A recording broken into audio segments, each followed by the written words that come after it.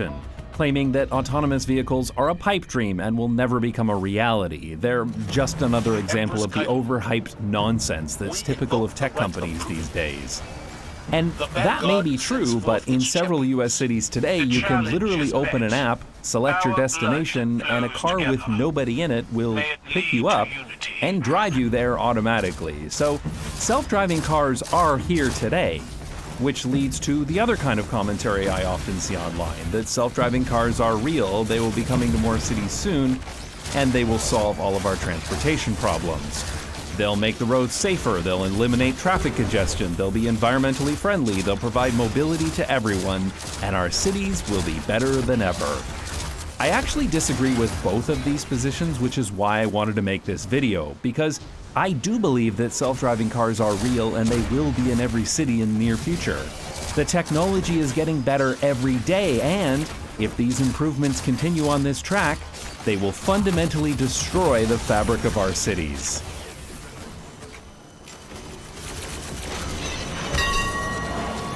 There is a cautious optimism among many urbanists about self-driving cars. After all, the majority of problems within cities are caused by cars. Traffic, pollution, noise, dangerous streets. And there never seems to be enough space available for sidewalks, bike lanes, parks, or anything else because it's all been turned into wide roads and parking lots. Anybody who has tried to get around without a car in a car-centric city knows that human drivers can be really scary, especially when they're speeding or driving distracted, which happens way too often. So having cars driven by computers can't possibly be worse than what we have now, right? And it is possible that with the right incentives and regulations, that could be our future. But given the course we're on, I believe that future is increasingly unlikely, especially when you consider the history of how automobiles destroyed cities in the 20th century, but also the effects of money and capital. It's estimated that over $160 billion has already been invested into the development of autonomous vehicles. So there is a lot of money riding on this technology and therefore a lot of pressure to get self-driving cars to market as soon as possible. When people see these vehicles cruising around the streets of San Francisco, they might believe that this technology is right around the corner. You can go there right now and see them dropping off passengers. They follow the speed limit and appear to drive cautiously. And it's amazing to see that there's nobody in the driver's seat, but that doesn't mean they're always driven by computer. As of last November, Cruise confirmed that their robo-taxis required human assistance every 4 to 5 miles. I don't know how often this is needed today, but you don't have to watch these cars for very long to see that humans definitely still need to take remote control sometimes. This stupid robo-taxi got stuck behind a construction toilet trailer until someone in the call center could steer it around. This one sat here for several light cycles because it didn't think it could turn right, but drivers behind it eventually gave up waiting and just drove around. Now, you might be wondering about these remote assistant agents who take control. Who are these people? Where are they located? How much are they paid? What are the working conditions like? But never mind all that. It's a technological miracle, okay? Just shut up and get in the car. Now, of course, this technology will inevitably get better, but nobody knows how long it will take to sort out the long tail of rare occurrences that a self-driving car will encounter in a busy city. And as any experienced product manager will tell you, the first 90% of a project takes 90% of the time, and the last 10% of the project will take the other 90%. The technology is advanced, but fundamentally, self-driving cars are stupid. They're mindless. They make a bunch of dumb mistakes. Recently, in this parking lot for self-driving cars, Waymo vehicles started driving in circles and randomly honking at each other.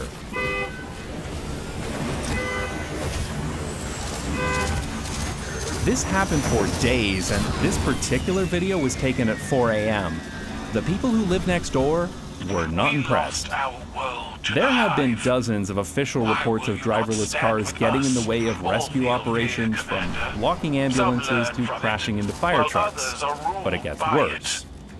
Last October, a woman was hit by a car in San Francisco driven by a human driver and knocked into the path of a Cruise robotaxi. Crews said the vehicle, quote, braked aggressively to minimize impact, and while the robo-taxi couldn't stop fast enough to avoid hitting the woman, it still reacted faster than any human could. So that's a win for self-driving cars, right? Except that the woman then fell under the car, so as far as the robo-taxi was concerned, she was gone. So it continued to drive, dragging her underneath. A key detail that Crews initially tried to hide from the press and regulators. It's a first for police and fire departments involving a driverless car. The victim was found to be under the left rear wheel of the vehicle. Thankfully, the woman survived and Crews cars were taken off the roads, but this is a scary example of how these cars will make new mistakes that we haven't even considered yet. They are not intelligent. They don't even have the object permanence of a toddler. But that hasn't stopped them from being beta tested on public roads, and the citizens of these cities did not agree to this. Several groups in California have protested against being the involuntary test subjects of multi-billion-dollar tech companies. And a Waymo car was even set on fire earlier this year. Self-driving cars have caused a lot of problems in San Francisco. Waymo cars in San Francisco reportedly caused a big traffic jam just as baseball fans were leaving Oracle Park Monday afternoon. A KTVU viewer shared this video you're looking at showing two self-driving cars stop in the middle of the Embarcadero. The advocacy group Safe Street Rebel has published video evidence of self-driving cars running red lights, cutting off drivers, cutting off pedestrians, clogging up intersections, blocking streets, blocking public transit, parking in bike lanes, and what the hell is this car doing to that old woman? So the idea that these cars will always obey the rules of the road is a fantasy. Safe Street Rebel also organizes events like the Week of Cone. Since self-driving cars are programmed to avoid traffic cones at all costs, one of the best way to incapacitate one is to put a traffic cone on its hood. This is called coning, and it's fucking hilarious. I'm sure these mega corporations will lobby to make this a criminal offense, so do it now while you still can. Safe Street Rebel does a lot of great advocacy work that goes beyond reining in tech companies, so definitely check them out if you live in or near San Francisco. I'll leave a link in the description. These protests may slow adoption, but let's face it, there is no way in hell we're going to stop these things from coming to our cities when there are hundreds of billions of dollars on the line. And to be clear, most of these incidents would not have even happened if the self-driving car companies still had safety drivers like they used to. But they're under so much pressure to deliver that they'd rather fuck up the city and even potentially kill people rather than to admit that the technology isn't ready yet. Tech companies proudly say that they move fast and break things, and maybe that broken thing will be your spine under a robo-taxi, but that's a risk they're willing to take. Self-driving car companies have already lobbied politicians to allow them to operate based only on self-certification, and they've successfully stopped laws that require them to report extensive safety data. Recently, California passed a bill that says police can't even ticket self-driving car companies when their cars violate traffic laws. It may be that eventually, on average, self-driving cars will be safer than human drivers in the future, but it is incredibly naive to believe that they will not introduce new safety problems of their own. A self-driving car will try to avoid hitting people and objects, and there are dozens of sensors to make sure that doesn't happen. But these sensors are not infallible, and they require interpretation by software. It's important for self-driving cars not to crash into things that are there, but it's also important that they don't stop for things that aren't. Like this Tesla in self-driving mode that suddenly came to a stop on the highway and caused an 8-car pileup. You don't want a self-driving car to stop just because there's a bit of garbage blown onto the road or it detects something that won't cross the path of the vehicle anyway. So the software needs to evaluate every object that it detects. The first person to ever be killed by a self-driving car was a woman in Tempe, Arizona in 2018. She was crossing this road at night while pushing a bicycle and was hit by a modified Volvo SUV driven autonomously by the automated driving system developed by Uber. So why didn't all of this advanced technology prevent killing her? It's not that the car didn't detect her, it's just that it didn't think she was anything worth stopping for. The crash report from the NTSB provides a detailed explanation. The car flipped between identifying her as a vehicle to a bicycle to a general other category. Sometimes it detected her as being in another lane and other times as a static object that wasn't moving. The software didn't consider her to be an important object that was going to cross the path of the SUV until 1.2 seconds before the crash, when it was too late to stop without killing her. So when a self-driving car starts driving towards you, you better hope it hasn't detected you as other. But all this talk about sensors and self-driving obfuscates the real root cause of this crash, which is the atrocious state of American traffic engineering. This area is designed like a freeway with a high speed limit and almost no accommodations for people walking, despite being directly between a rail station and hiking trails. At the time of the crash, the median had a paved roadway designed only to be used by cars if one of the bridges was closed, but it clearly looked like a walking path and it was regularly used by people crossing this road. Instead of any actual pedestrian infrastructure, the city just put up these used crosswalk signs that are still there today. It's disgraceful that traffic engineers put up these signs in a natural place where people would want to cross the road instead of, actually building a crosswalk here. But what's worse is that in 2018, it wasn't even physically possible to walk to the crosswalk because of the trees and greenery that had been planted here. Since the crash, the solution has been to turn the brick roadway into a rough stone path that is hostile to pedestrians. But they've now cut a hole through the cacti so that it is at least theoretically possible to reach the crosswalk now, though you still have to walk over 200 meters out of your way, plus the time it takes to wait for your turn to cross this highway. American traffic engineers routinely bend over backwards to make driving as convenient as possible, while making these places actively hostile to pedestrians, then blame the pedestrians when they're hit by a car. In the US, around 42,000 people are killed in car crashes every year, and hundreds of thousands are seriously injured, sometimes with debilitating injuries that will affect them for the rest of their lives. So it's not surprising that the most prominent feature promised by these American self-driving car companies is safety. But the US also has some of the most dangerous roads in the developed world. The most deadly kind of road in the US is the Strode, a road designed for high-speed travel that also tries to act as a destination. Stroads are rare in other countries, especially inside of cities, but they are all over the US and Canada. The nonprofit organization Strong Towns has been warning about the dangers of this kind of road design for over a decade, and I have a previous video about Stroads if you'd like to learn more.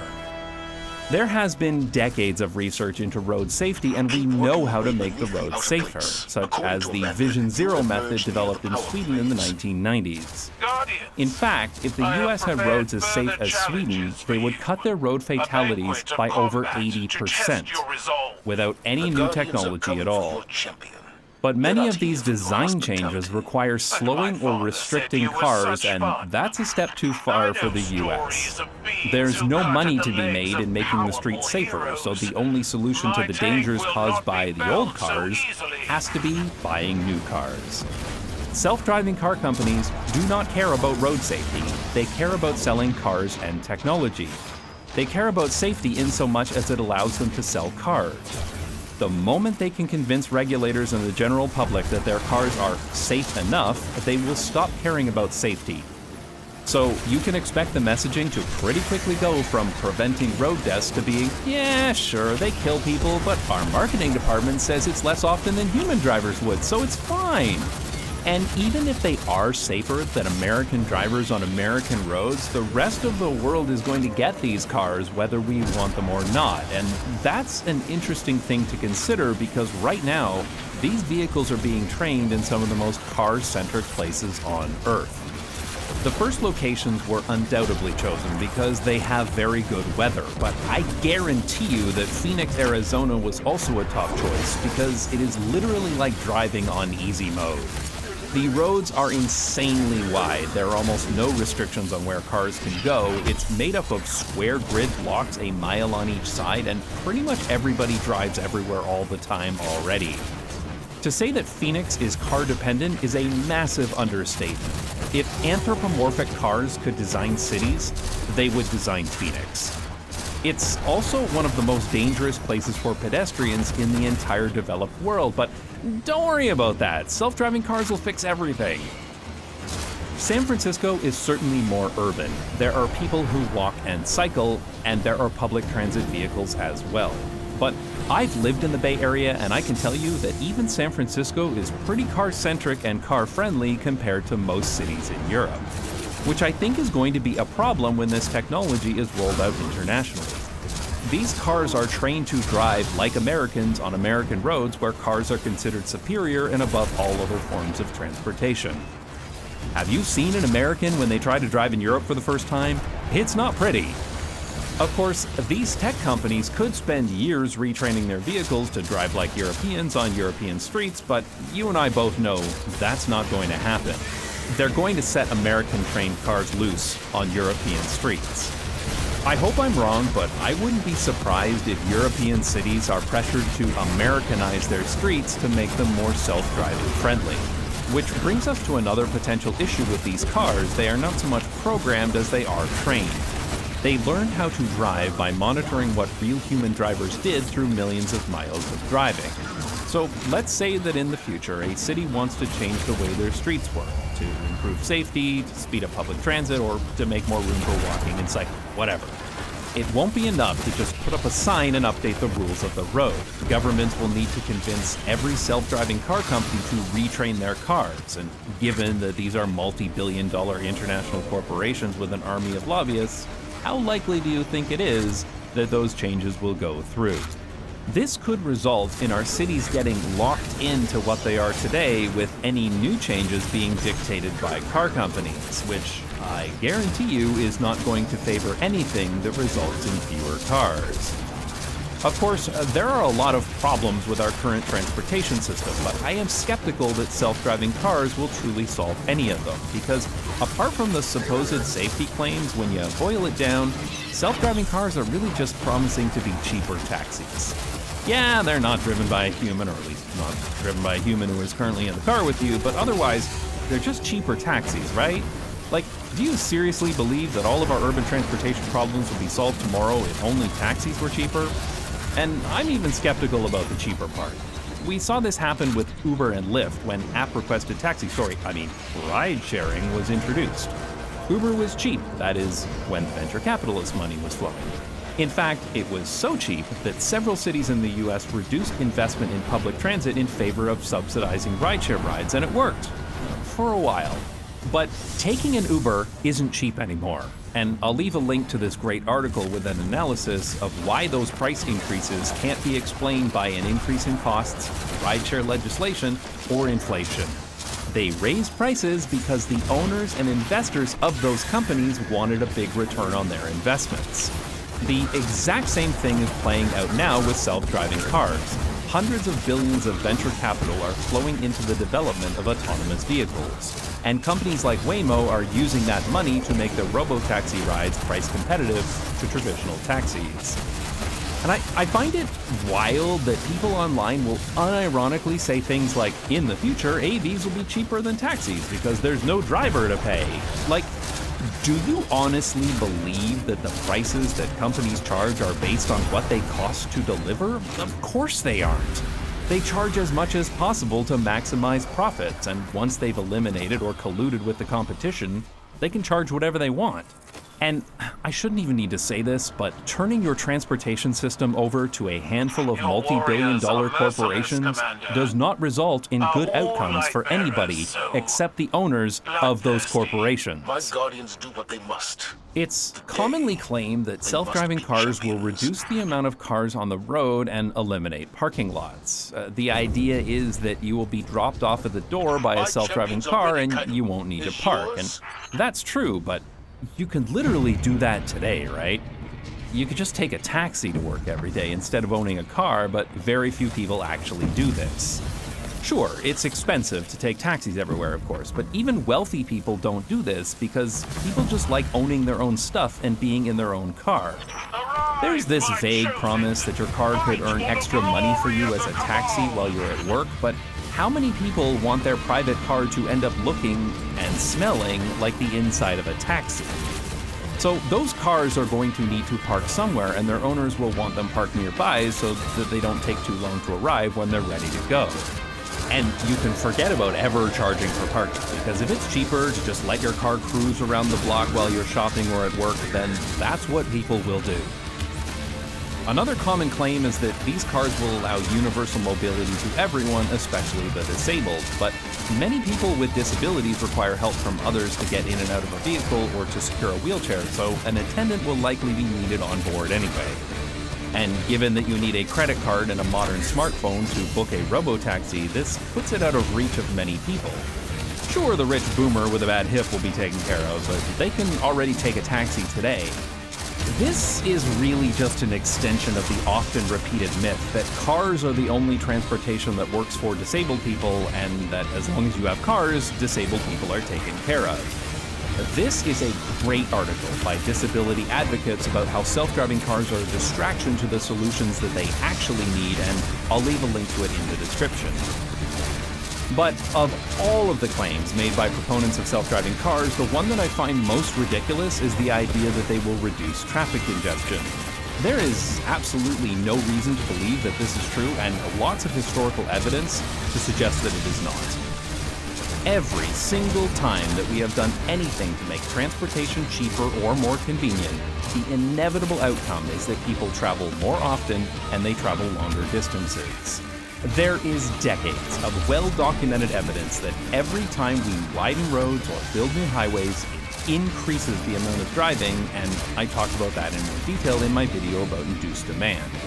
When Uber and Lyft came to cities, they also claimed that they would reduce traffic congestion, but the exact opposite happened, and vehicle miles traveled increased significantly. This will only become worse with robotaxis because people will take them even more often than they do Ubers today, especially while they're heavily subsidized. I've seen some people claim that robotaxis will reduce the number of cars in cities because they will park in parking lots on the edge of town and only come in when they're requested, but I don't believe that for a second, because one of the major competitive factors between robotaxi companies is going to be how quickly they can get to their customers. Consider how impatient people get while waiting for an elevator. There is no way in hell that people in the future will want to wait 14 minutes for a robotaxi pickup. Which is why the self-driving car parking lots today are right in the heart of San Francisco, but the future could be even worse. There's no cost to driving around most cities. Gas taxes are usually the only thing that even comes close to a user fee for city streets, but regardless, the robotaxis of the future will be electric and charged at private facilities. As long as the roads are free to use, there is zero incentive for these companies not to have robotaxis constantly circling the block so that they can respond to customers as quickly as possible. And when these cars are significantly less space efficient than buses or trams, that alone will result in less space available in our cities. But it gets worse. Consider today a suburban parent who drops off one child at elementary school, another at high school, and then drives to work. With self-driving cars, those kids will be sent in their own robotaxis, so that one-car trip today will become 3-car trips in the future. This is already happening in San Francisco, and it will only get worse. It's great for kids to have independent mobility, but we need to do that without just putting more cars on the road. In an earlier video, I talked about the problems that many European cities have already experienced after the introduction of 10-minute delivery services. And there are stories today from DoorDash drivers who are called to pick up trivially small orders like a single tube of toothpaste. As robotaxis become cheaper and more convenient, this is only going to become more common. They're going to be delivering anything within a few minutes with a car for every delivery. When cars became common, people didn't need to live near their work anymore, and cities started to sprawl as more car-dependent suburbs were built on the periphery.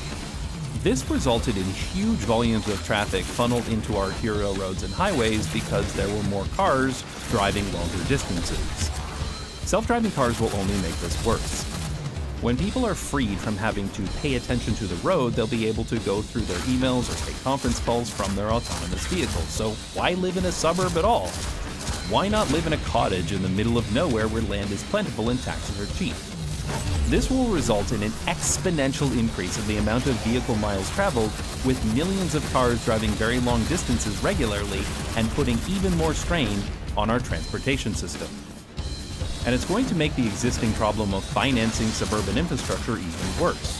See my Strongtown series to learn how suburbanization and car-centric development is literally bankrupting North American suburbs already. But if you believe in the marketing of autonomous vehicles, then this technology will advance exponentially. Vehicles will communicate with each other to travel efficiently. Autonomous pods will merge seamlessly onto high-speed self-driving highways for even higher throughput and speeds. And vehicles will be more efficient than ever through platooning or whatever. In this vision of the future, the transportation problems of today will seem laughably archaic, and we will achieve levels of efficiency we can only dream of. Here's a marketing video from Ford showing what they think the city of the future will be like. Look at all these problems with a modern city. Of course, these problems were caused by people using their cars in the first place, but don't worry about that, because buying their new cars will fix everything, so it's fine. Look, there are e-bikes and parks, futuristic trains, less parking. People can cross the street wherever they want, and magic crosswalks will appear. There are vacuum trains, pedestrian plazas, blue skies, and lots of trees. Every single problem will be solved. What's not to like? But before we get too excited about our utopian self-driving future, it's worth looking back at previous promises of the automobile industry.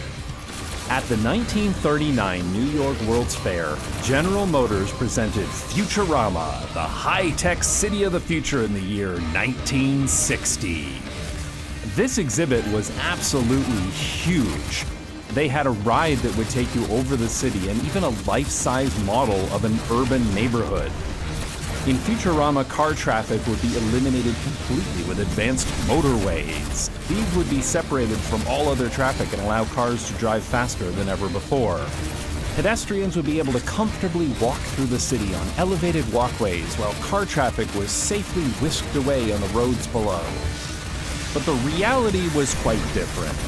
The motorways promised by Futurama were built, but they just induced demand for more driving and more car ownership, which was the car industry's real purpose in the first place, of course. They wanted to sell more cars. Instead of being the salvation of the city, elevated freeways divided and destroyed neighborhoods. They flooded city streets with car traffic, increased pollution, and left municipalities with massive tax burdens and maintenance liabilities. To the point where many cities have spent billions to remove urban freeways in an attempt to repair the damage. There are many accounts online that show the destruction that happened to American